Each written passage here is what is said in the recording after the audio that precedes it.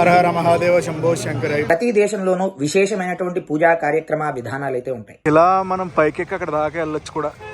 వేల పద్ధతిలో అయితే పెళ్ళి వచ్చేసింది మా. హలో గైస్, నేను మీ తెలుగు ట్రావెల్ బ్లాగర్ ని. మరో కొత్త వీడియో అయితే మేము ముందుకు వచ్చాను. మీరు లాస్ట్ వీడియో చూసుంటే మనం ఢిల్లీ టు కాఠ్మండూ అయితే వచ్చాం కదా. ఈ వీడియోలో ఏంటంటే కాఠ్మండూని ఎక్స్ప్లోర్ అయితే చేయబోతున్నాం. దానికన్నా ముందు మనం కాఠ్మండూ వచ్చాక ఏ ఏరియాలో ఉండాలి, టూరిస్టులు అందరూ ఏ ఏరియాలో ఉంటారు, ఎక్కడ ఉంటే అన్ని దగ్గర ఉంటాయి అనేది నేను చెప్తాను. ఇప్పుడు చూడండి, కాఠ్మండూలో తామిల్ అనే ఏరియా ఉందన్నమాట. మెయిన్ గా టూరిస్టులు అందరూ వచ్చి ఈ ఏరియాలోనే ఉంటారు, ఎందుకంటే అన్నిటికి దగ్గర. ప్రస్తుతం నేను ఉంటున్న హోటల్ అయితే ఇదే హోటల్ ఎవరెస్ట్ నేపాల్ అని. ఈ ఏరియా ఉంది చూడండి, ఈ ఏరియాలో మొత్తం అన్ని హోటల్స్ ఉంటాయి. ఎన్ని హోటల్స్ అంటే అన్ని హోటల్స్, ఎదురెదురుగా చిన్న చిన్న హోటల్స్ అనుకుంటారేమో, పెద్ద పెద్ద బిల్డింగ్లు ఉంటాయండి. సందులు మటుకు చూడటానికి ఇలా చిన్నగానే ఉంటాయి. ఈ హోటల్ అయితే మేము ఆన్లైన్ లో బుక్ చేసుకున్నాం, booking.com లో బుక్ చేసుకున్నాను. మీ బడ్జెట్ లో ఏ హోటల్ కావాలంటే ఆ హోటల్ బుక్ చేసుకోవచ్చు. నాకైతే ఈ హోటల్ అయితే బాగా నచ్చింది. విత్ బ్రేక్ఫాస్ట్ అనమాట ఇచ్చేది. మా బ్రేక్ఫాస్ట్ అయితే ఇక్కడే అనమాట. చిన్న రెస్టారెంట్, క్యూట్ రెస్టారెంట్. అది మ్యాటర్. మా బ్రేక్ఫాస్ట్ అయితే వచ్చింది. బ్రేక్ఫాస్ట్ అయితే ఇవి వచ్చేసి కార్న్ఫ్లేక్స్ అనమాట. విత్ హాట్ మిల్క్ అయితే సర్వ్ చేస్తారు. దాంతో పాటు జ్యూస్ కూడా ఉందన్నమాట. ఫ్రెష్ జ్యూస్ అది ఉంటుంది. కాఫీ టీ కూడా ఉంటుంది మనకి. బ్రేక్ఫాస్ట్ అయిపోయాక కాఫీ టీ అది తాగొచ్చు. ఒకటి చెప్తున్నానండి, మన బడ్జెట్ పట్టే హోటల్ అది ఉంటుంది అనమాట. మీరు ఎక్కువ బడ్జెట్ పెట్టుకున్నారు అనుకోండి, మంచి హోటల్స్లో ఉండొచ్చు. బడ్జెట్ తక్కువ ఉందనుకోండి, తక్కువ హోటల్స్లో ఉండొచ్చు. మీడియం బడ్జెట్ ఉందంటే ఇలాంటి హోటల్స్లో అయితే ఉండొచ్చు. బ్రేక్ఫాస్ట్ అయితే అయిపోయాక మేము పశుపతినాథ్ టెంపుల్కి అయితే వెళ్తున్నాం. ఇక్కడ నుంచి అప్రాక్సిమేట్గా 4.6 కిలోమీటర్స్ అయితే ఉంది. గైస్, మీరు నేపాల్లో లోకల్గా యూజ్ చేయాల్సిన యాప్స్ ఏవేంటంటే ఫుడ్కైనా లేదంటే ట్రాన్స్పోర్టేషన్కైనా చూపిస్తాను, చూడండి. ఇక్కడ చూడండి, ఐ డ్రైవ్ అండ్ పటావ్ అని ఉన్నాయి చూడండి. ఈ రెండు యాప్స్ నేను లోకల్గా అయితే యూజ్ చేస్తున్నాను అనమాట. అటు క్యాబ్ బుకింగ్స్ కానీ లేదంటే ఫుడ్ డెలివరీ కానీ ఎట్లకైనా. బ్రేక్ఫాస్ట్ అది అయిపోయింది. ఇంకా మేము పశుపతినాథ్ టెంపుల్ కి బయలుదేరిపోతాం. ఇక్కడ టాక్సీస్ అన్నిటికి ఎల్లో కలర్ బోర్డు ఉంటుంది. అండ్ 2 వీలర్స్ ఉన్నాయి చూడండి, 2 వీలర్స్ కి రెడ్ కలర్ బోర్డు అయితే ఉంటుంది. ఇన్ డ్రైవ్ యాప్ లో అయితే నేను క్యాబ్ బుక్ చేసుకుంటున్నాను. 335 రూపాయలు నేపాలీ రూపీ అయితే ఛార్జ్ చేస్తున్నారు అనమాట. నేనున్న హోటల్ దగ్గర నుంచి పశుపతినాథ్ టెంపుల్ దాకా. ఇక్కడ చూడండి ఎంతమంది యాక్సెప్ట్ చేయడానికి రెడీగా ఉన్నారు. ఆటోమేటిక్ గా యాక్సెప్ట్ అయిపోద్ది. యాక్సెప్ట్ అయితే అయిపోయింది. ఇప్పుడు చార్ట్ లాగా వచ్చింది కదా, వీళ్ళందరూ కూడా వాళ్ళ రేట్లు అవి డిస్ప్లే చేశారనమాట. మనకి ఏ రేట్ నచ్చితే ఆ రేట్ లో మనం వెళ్ళిపోవచ్చు. మనకు బుక్ అయింది ఏ కారో తెలుసా, మారుతి 800 బుక్ అయింది. 391 అయితే ఛార్జ్ చేస్తున్నారు అనమాట వీళ్ళు. వచ్చేసింది మా క్యాబ్. ఇదిగోండి మారుతి 800. ఇక్కడ మాక్సిమం ఏమేం కార్లు యూజ్ చేస్తున్నారు తెలుసా, మారుతి 800, ఆల్టోలు, వ్యాగనర్లు, నెక్స్ట్ హుండై ఇయాన్లు. చాలా రోజుల తర్వాత నేనైతే మారుతి 800 ఎక్కాను. అండ్ ఇక్కడ ప్రతి డ్రైవర్కి, ఏది ట్యాక్సీ వెహికల్ డ్రైవర్కి ఇలాంటి వేస్ట్ కోట్ అనేది పక్కా వేసుకోవాలంటే ఎల్లో కలర్ది. ఇప్పుడు ఈయన వేసుకున్నాడు చూడండి, ఆ టైప్. పశుపతినాథ్ ఆలయం దాకా వచ్చాం అనమాట. కొంచెం దూరం అయితే మనం నడవాల్సి వస్తుంది. ఇది నో ఎంట్రీ అనమాట. వెహికల్స్ అవి, బయట వెహికల్స్ అవి లోపలికి అయితే పంపించరు, అంటే ట్యాక్సీ వెహికల్స్ అవి. కొంచెం మనం డౌన్ వరకు నడుచుకుని వెళ్ళామంటే పశుపతినాథ్ ఆలయం అయితే వచ్చేస్తుంది. నేపాల్ గురించి మాట్లాడుకోవాలంటే నేపాల్లో టూరిజం ప్లేసెస్ చాలా ఎక్కువ ఉంటాయి. చాలా ప్రాముఖ్యత కలిగిన ఆలయాలు అవి ఉంటాయి. దాంతో పాటు ఎన్నో ఆలయాలతో పాటు చాలా కొండలు అవి ఉంటాయి అనమాట. వరల్డ్ లో ఉన్న హైయెస్ట్ పీక్స్ లో కొన్ని హైయెస్ట్ పీక్స్ నేపాల్ లోనే ఉన్నాయి. ఆలయానికి వెళ్లే దారిలో రుద్రాక్షలు చూడండి. పశుపతినాథ్ ఆలయం దగ్గరికి అయితే వచ్చాం. పశుపతినాథ్ ఆలయం దగ్గరే బాగమతి నది కూడా ఉంటుంది. బాగమతి నది ఒడ్డున పశుపతినాథ్ ఆలయం అయితే ఉంటుంది. దగ్గర ఆలయాలన్నీ ఒకలా ఉంటే ఇక్కడ ఆలయాలు ఇంకొక రకంగా ఉంటాయి అనమాట. పశుపతినాథ్ మందిరం ఉంది కదా, ఇందులోకి ఓన్లీ హిందువులనే అలౌ చేస్తారనమాట. వేరే మతం వాళ్ళని లోపలికి అయితే అలౌ చేయరు. బయట నుంచే వాళ్ళు చూసి వెళ్ళిపోవాలన్నమాట. ఇదిగోండి, మేము గేట్ నెంబర్ 2 నుంచి లోపలికి అయితే వెళ్తున్నాను. ఇక్కడ ప్రసాదం అంటారు అనమాట. ఇలాంటివి లోపలికి తీసుకెళ్లి ఇవ్వచ్చు. జో అయితే తీసుకుంది, నేనైతే తీసుకోలేదు. ఆలయం లోపలికి ఎంటర్ అయ్యాక మనకి ఇలా టికెట్ కౌంటర్ అది కనిపిస్తుంది. టికెట్ కౌంటర్ వచ్చేసి మనకి కాదనమాట. ఎవరైతే ఫారెన్ కంట్రీ నుంచి వచ్చి వీసా తీసుకుంటారో వాళ్ళకి ఎంట్రీ టికెట్ ఈ ప్రాంగణంలోకి రావడానికి. ఆలయం లోపలికి అయితే అనుమతి ఇచ్చారు. మేము 2వ నెంబర్ గేట్ నుంచి వచ్చాం కదా, ఇది 1వ నెంబర్ గేట్. ఆలయం గురించి మాట్లాడుకోవాలంటే 3 సైడ్లు ఎంట్రన్స్ అయితే ఉంటుంది. మేము గేట్ నెంబర్ 2 నుంచి అయితే లోపలికి వెళ్తున్నాం. తల పురాణం గురించి, ఆలయ ప్రత్యేకతల గురించి మన పవన్ కుమార్ శర్మ గారు చెప్తారు, వినండి. ఆ శివయ్య దర్శనానికి అయితే వెళ్తున్నాను. పశుపతినాథ్ నేపాల్లో ఉంది ఈ క్షేత్రం. ప్రతి హిందువు కూడా జీవితంలో తప్పక దర్శించాలి అనే శైవ క్షేత్రాల్లో ప్రసిద్ధమైనటువంటి క్షేత్రం ఈ పశుపతినాథ్ క్షేత్రం. ఇక్కడ పరమేశ్వరుడు చతుర్ముఖాలు, 4 ముఖాలతో దర్శనమిస్తారు. ఇక్కడ స్థల పురాణం గురించి మనం మాట్లాడుకోవాలంటే, పూర్వం పరమేశ్వరుడు విహారయాత్రకి ఒక జింక రూపాన్ని ధరించి ఈ ప్రదేశానికి చేరారట. ఇక్కడ ప్రకృతి సౌందర్యాన్ని చూస్తూ మైమరిచిపోయి తిరిగి కైలాసం వెళ్ళడం కూడా మర్చిపోయారట. అక్కడ ఉన్నటువంటి దేవతలందరూ కూడా పరమేశ్వరుని వెతుక్కుంటూ ఇక్కడికి వచ్చారట. జింక రూపంలో ఉన్న పరమేశ్వరుని తీసుకువెళ్దామని చెప్పి తాకడానికి ప్రయత్నించగా ఆ జింక మీద ఉన్నటువంటి కొమ్ములను పట్టుకున్నారట. ఆ కొమ్ములు రాలి కింద పడిపోయారట. అలా పడినటువంటి ప్రదేశమే ఇప్పుడు పశుపతినాథ్. ఆ కొమ్ములే శివలింగ రూపాన్ని ధరించి మనందరినీ కూడా తరింపజేస్తూ ఉన్నాయి. ప్రతి దేశంలోనూ విశేషమైనటువంటి పూజా కార్యక్రమ విధానాలు అయితే ఉంటాయి. కానీ ఇక్కడ మాత్రం విశేషంగా మన భారతదేశానికి సంబంధించినటువంటి పూజా విధానాల్లోనే పూజా కార్యక్రమాలు జరగడం విశేషం. హర మహాదేవ శంభో శంకర. లోపల దర్శనం అయితే అయిపోయింది. పశుపతినాథ ఆలయం లోపల చాలా అంటే చాలా బాగుంది, చాలా ప్రశాంతంగా కూడా ఉంది. ఇక్కడ చూసారా బొట్టది ఎలా ఉందో. సో బొట్టది లోపల పెడతారనమాట. మనకి బియ్యం కూడా ఉన్నాయి బొట్లో. సో ఇక్కడ వీళ్ళనైతే చూస్తున్నారు కదా, ఇది వచ్చేసి నేపాల్ ట్రెడిషనల్ శారీ అన్నమాట. ఆవిడ కట్టుకున్నారు చూడండి. దర్శనం అది చేసుకుని బయటకు అయితే వెళ్తున్నాను. బయటకు వెళ్ళి బాగమతి నది దగ్గరికి అయితే వెళ్తాను. ఇప్పుడు మీకు చెప్పడం మర్చిపోయాను, మనకన్నా 15 నిమిషాల ముందు అయితే ఉంటుందన్నమాట నేపాల్ టైం. చూపిస్తాను ఇప్పుడు మీకు. నా వాచ్లో చూడండి ఇండియన్ టైం అనమాట. ఇది 10 నిమిషాల దాకా 12 అయితే అయ్యింది కదా. ఇది ఫోన్లో టైం అనమాట. ఫోన్లో టైం అయితే ఆటోమేటిక్గా చేంజ్ అయిపోద్ది, మనం ఏ దేశంలో ల్యాండ్ అయితే ఆ దేశానికి తగ్గట్టు. ఇదిగోండి 12 గంటలు 4 నిమిషాలు అయితే అయ్యింది. అంటే అప్రాక్సిమేట్గా ఒక 14-15 మినిట్స్ 15 మినిట్స్ అనుకోండి. బాగ్మతి నదికి వెళ్ళే దారిలో అనమాట ఇలా ఉంటుంది. అదిగోండి మనం అయితే వచ్చేసాం బాగ్మతి నది ఒడ్డుకి. పదండి మనం అయితే నది ఒడ్డుకి అయితే వెళ్దాం. నదిని ఆనుకునే మనకి ఆలయం అది ఉంటుందన్నమాట, ప్రధాన ఆలయం. అదిగోండి బాగమతి నదిని ఆనుకుని ఒకవైపు పశుపతినాథ ఆలయం ఉంటుంది కదా. ఆలయానికి ఇలా పక్కనే చూసామనుకోండి దహన సంస్కారాలు అవి చేస్తూ ఉంటారు.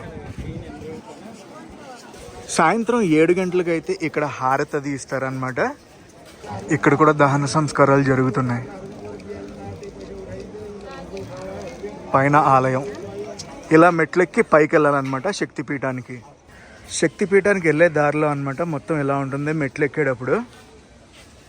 పదండి మనం పైకి వెళ్ళి శక్తిపీఠాన్ని చూద్దాం.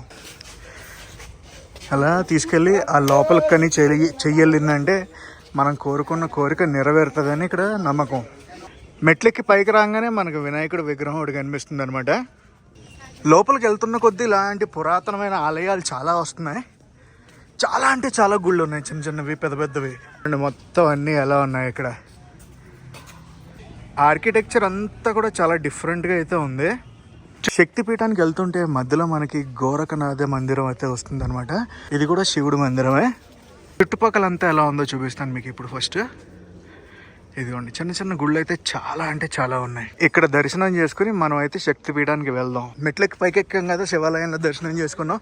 మళ్ళీ కిందకి అయితే మెట్లు దిగి శక్తిపీఠానికి అయితే వెళ్ళాలి మనం. ఇక్కడైతే ప్రత్యేకంగా రాశారు హిందువులకు ఒకరికే లోపలికి పరిమితం అని చెప్పి. ఈ దారిలో శక్తిపీఠం లోపలికి అయితే వచ్చాం. ఇదిగోండి ఆలయ ప్రధాన ఆలయం. లోపల ఫోటోగ్రఫీ అది నాట్ అలౌడ్ అనమాట. గుళ్ళో దర్శనం అది అయిపోయింది. ఇక్కడ ఏదో పెళ్లి జరుగుతుంది. వేల పద్ధతిలో అయితే పెళ్ళి అవుతుంది. ఇదిగోండి కింద అయితే చూడండి. శక్తిపీఠం నుంచి డైరెక్ట్ రోడ్డుకి అయితే కనెక్టివిటీ ఉంది. మనం పశుపతినాథ ఆలయానికి వెళ్ళి అక్కడి నుంచి ఇంకో శివాలయానికి వెళ్ళి ఇక్కడికి వచ్చాం కదా, కొండెక్కి కొండ దిగి ఇక్కడికైతే వచ్చాం. చినుకులు పడిపోతున్నాయి. వర్షం వర్షం వర్షం వర్షం. ఇదిగోండి పెళ్ళి ఇక్కడ జరుగుతుంది. శక్తిపీఠంలో దర్శనం అది చేసుకుని మళ్ళీ మేము పశుపతినాథ ఆలయం సైడ్ అయితే వెళ్ళిపోతున్నాం. మీకు కావాలంటే పశుపతినాథ ఆలయం దర్శనం తర్వాత బాగమతి నది ఒడ్డుకు వచ్చి అక్కడ కూడా అన్నీ చూసుకుని మళ్ళీ క్యాబ్ తీసుకుని అటు సైడ్ వెళ్ళి శక్తిపీఠం చూసి మళ్ళీ మీ హోటల్ కానీ నెక్స్ట్ ఎక్కడికైనా వెళ్ళాలనుకుంటే అక్కడికి వెళ్ళొచ్చు. టెంపుల్ నుంచి బయటకు వచ్చేటప్పటికి ఫుల్ వర్షం పడుతుంది. ఒక రెస్టారెంట్లో లంచ్ చేద్దామని ఆగాం. మనకి భోజనం ఎలాగో ఇక్కడ ఇది తకాలి సెట్ అంటారనమాట. తకాలి అంటే వీళ్ళ ట్రెడిషనల్ స్టైల్లో మనకి లంచ్ కానీ డిన్నర్ కానీ సర్వ్ చేస్తారు.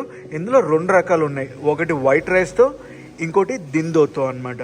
దిందో అంటే ఏంటో చూద్దామని చెప్పి తకాలి సెట్ విత్ దిందో ఆర్డర్ అయితే చేశాను. ఇక్కడ మళ్ళీ ఈ తకాలి సెట్లో రకాలు ఉన్నాయి. వెజిటబుల్తో ఒక రేటు, చికెన్తో ఒక రేటు, లోకల్ చికెన్తో ఒక రేటు, పోర్క్ అయితే ఒక రేటు, ఫిష్ అయితే ఒక రేటు, మటన్ అయితే ఒక రేటు. మనం అయితే వెజిటేరియన్ చెప్పాము ఈరోజు.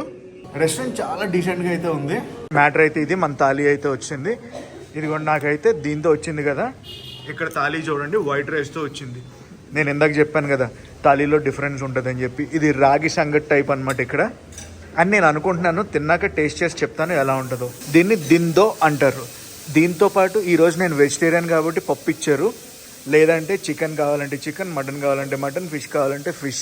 సో మ్యాటర్ ఏంటంటే ఇది మన రాగి సంగటి లాగానే ఉంది. దీంట్లో పప్పు వేసుకుందంటే ఉంది నా స్వామిరంగా అదిరింది.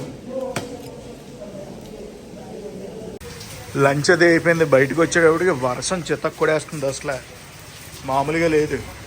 మళ్ళీ క్యాబ్ అది బుక్ చేసుకున్నాను అనమాట. స్వయంభూ అని ఒక టెంపుల్ ఉంటుంది, అక్కడికి వెళ్దామని చెప్పి. అండ్ అక్కడే మనకి బస్ టికెట్లు కూడా దొరుకుతాయి అనమాట. నా రిటర్న్ జర్నీ అనేది బస్సులో ప్లాన్ చేస్తున్నాను. ఇవాళ ఏంటో తెలియదు కానీ పొద్దున్న నుంచి అన్ని మారుతి 800లే తగులుతున్నాయి. ఇప్పుడు కూడా మారుతి 800. ఫుల్ వర్షం. Nepal India friendship bus service ఇదిగోండి. టికెట్ తీసుకోవడానికి అయితే వచ్చాను అనమాట. మంజుశ్రీ యాత్ర ప్రైవేట్ లిమిటెడ్. మన మోడీ గారు చూడండి షేక్ హ్యాండ్ ఇస్తున్నారు కదా. గైస్ ఇక్కడ నుంచి సర్వీసెస్ ఎక్కడెక్కడ దాకా ఉన్నాయంటే కాఠ్మండు లక్నో, కాఠ్మండు ఢిల్లీ, కాఠ్మండు గోరఖ్పూర్ వారణాసి, కాఠ్మండు పాట్నా, బోధ్గయా. పదండి లోపలికి వెళ్ళి టికెట్ గురించి మాట్లాడదాం. బస్ టికెట్ అది తీసేసుకున్నాను అనమాట. తీసేసుకున్నాం. నెక్స్ట్ వచ్చేసి స్వయంభూ టెంపుల్ దగ్గరికి వెళ్దామంటే అది వచ్చి బుద్ధిస్ట్ టెంపుల్ అనమాట. మొత్తం వర్షం వర్షం వర్షం. కొంచెం కొండపైన ఉంటుంది అనమాట. లొకేషన్ మటుకు అద్దిరిపోద్ది. బట్ ఇంత వర్షంలో ముద్దయిపోయాయి ఇప్పటికే. అంటే రెయిన్ కోట్ ఉందనుకోండి, లోపల ఉండిపోయింది. ఇప్పుడే తీసాను, అది వేరే విషయం. ఇది వచ్చి డికాథ్లాన్ రెయిన్ కోట్. సో ఇప్పుడు ఏం చేస్తామంటే ఇక్కడి నుంచి మేము దర్బార్ స్క్వేర్కి అయితే వెళ్ళిపోతాం. అది కొంచెం షాపింగ్ టైప్ ఏరియా అనమాట. వావ్, కొండపైన చూడండి మేఘాలు తగులుకుని ఎలా ఆగిపోతున్నాయో. ఈసారి దర్బార్ స్క్వేర్కి వెళ్తుంటే క్యాబ్ బుక్ చేశాను. ఆల్టో అయితే వచ్చింది. పదండి దర్బార్ స్క్వేర్కి అయితే వెళ్దాం. ఇప్పుడు కొంచెం వర్షం తెరిపించింది, కొంచెం తగ్గలేదు, పడతానే ఉందనుకుంటే అది వేరే విషయం. సో గైస్ మనం అయితే వచ్చేసాం దర్బార్ స్క్వేర్. ఇది చూడగానే మీకు ఏం గుర్తొస్తుంది చెప్పండి? ఈ ఏరియాలో అయితే తెలుగు సినిమాలు చాలా అంటే చాలా షూట్ చేశారు. ఇక్కడ చూడటానికి ఒక హనుమంతుడి ఆలయం, అలాగే ఒక శివాలయం కూడా ఉంటుంది. ఇలా మనం పైకెక్కి అక్కడ దాకా వెళ్ళొచ్చు కూడా. ఇది వచ్చేసి శివాలయం అనమాట. ఎదురుగుండానే మనకి లివింగ్ గాడెస్ ఆలయం అంటారు, కుమారి టెంపుల్ అంటారు. ఆడపిల్లని చిన్నగా ఉన్నప్పుడు ఈ గుళ్ళోకి తీసుకొస్తారనమాట. ఆవిడ ఎప్పుడైతే మెచ్యూర్ అవుతారో అప్పుడు పంపించి ఇంకొక చిన్నపిల్లని తీసుకొచ్చి ఇక్కడ దేవతలా పూజిస్తారు. నైట్ టైం అది ఇక్కడికి వచ్చారనుకోండి, ఫుల్ అసలు మామూలు హ్యాపెనింగ్గా ఉండదు. ఇక్కడ మొత్తం భలే ఉంటుందిలే. అసలు ఒక లుక్ అయితే ఇవ్వచ్చు అనమాట మీరు. ఇది మ్యూజియం. ఇవన్నీ దర్బార్ స్క్వేర్ ఏరియాలో మొత్తం 4 వైపులా 4 ఉన్నట్టు ఉంటాయి. గైస్ ఇక్కడ మ్యూజియం ఉంది కదా, మ్యూజియంకి అయితే ఎంట్రీ టికెట్ అది ఉంటుంది అనమాట. ఎంట్రీ టికెట్ అదిగోండి, కనిపించిందా entry fee. Living goddess temple ఉంది కదా, పక్కకే వచ్చాం అనుకోండి మొత్తం బజార్ అది ఉంటుంది. అండ్ చాలా కేఫ్లు అయితే ఉన్నాయన్నమాట ఇటు సైడ్. కేఫ్లు, రెస్టారెంట్లు, వాట్ నాట్. చాలా హ్యాపెనింగ్ ప్లేస్ అనమాట ఇది. నైట్ టైం కూడా బాగానే వస్తారు క్రౌడ్ ఇక్కడికి. దర్బార్ స్క్వేర్ లోపలికి నడుచుకుంటూ వెళ్తే ఎలా ఉంటాయి అనమాట. అటుపక్క ఇటుపక్క షాపులు. అబ్బో ఒక మాట ఏంటి అసలు చెప్పలేం లేండి. ఈరోజు వర్షం దెబ్బేస్తుంది కానీ లేదంటే ఇంకా ఎక్స్ప్లోర్ చేద్దాం నేను. ఆ స్క్వేర్ లోపల నుంచి మళ్ళీ మనం బయటకు వచ్చాం అనుకోండి, ఇలాంటి స్టాట్యూ అయితే ఉంటుంది. ఇక్కడ మళ్ళీ క్యాబ్స్ అవి దొరుకుతాయి అనమాట. క్యాబ్ మనల్ని డైరెక్ట్ దర్బార్ స్క్వేర్లో అయితే దింపుద్ది. కాకపోతే దర్బార్ స్క్వేర్ నుంచి ఇక్కడ దాకా వచ్చేదాకా కూడా ఎక్కడ కూడా క్యాబ్లు అనేవి ఉండవు. ఈ ఏరియాలో గోల్డ్ అది కొంచెం ఎక్కువ ఉంది అనమాట, గోల్డ్ మార్కెట్ అది. వర్షం వర్షం వర్షం వర్షం వర్షం. ఈరోజు మనం అయితే ఆ స్వయంభూ ఏరియాని మిస్ అయిపోయాం. నెక్స్ట్ టైం వచ్చినప్పుడు డెఫినెట్లీ నేనైతే విజిట్ చేయడానికి కానీ లేదంటే ఇప్పుడే కొంచెం టైం అది చూసుకుని వెళ్ళి విజిట్ చేయడానికి ట్రై చేస్తాను. గైస్ ఈ వ్లాగ్ని అయితే నేను ఎక్కడితో ఎండ్ చేస్తున్నా. ఈ వ్లాగ్ ఎలా కనిపిస్తుందో కామెంట్స్లో చెప్పండి. ఈ వ్లాగ్ నచ్చితే మటుకు కంపల్సరీ లైక్ చేసి షేర్ చేసి కామెంట్ చేయండి. నేను మీ Telugu travel vlogger signing off from Kathmandu, Nepal.